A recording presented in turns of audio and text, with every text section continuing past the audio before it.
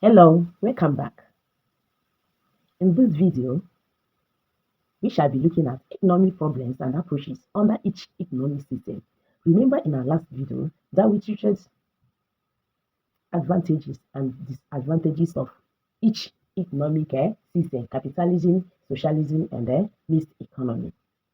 So in this video, we are looking at economic problems and approaches under each economic system. What are the economic problems? The economic problems are what to produce, how to produce for whom to produce, what they will produce for the masses. How are they going to produce this very thing? And for whom are we going to produce it for? Capitalist approach to what to produce.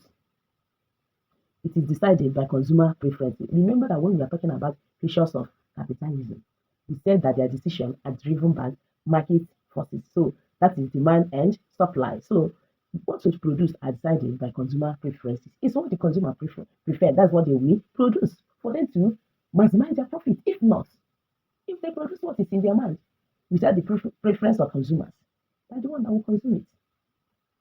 So how to produce is determined by firms aiming for profit. So how to produce those consumers' preferences, they're the one that will determine how to produce it, whether it will be of good quality or not. For them, what they will be looking at is if we produce it this way, how are we generating enough profit or not? So their profit determines how they are going to produce it, for whom to produce based on purchasing power. So it's your money that determines your purchasing power. So when they produce, they don't call whether you have the money or you don't have the money. They produce, they fix their price. If you have the money, buy it. If you don't have the money, leave it. Because they must have their gains. Then socialism's approach to what to produce. It is decided by government planners. So the government planners, they are the one that will decide what to produce. Remember, their aim is to satisfy the needs of the citizens. Then how to produce is choosing for societal welfare, not profit. So how they will produce is their aim is for the welfare of the people, not what they will generate.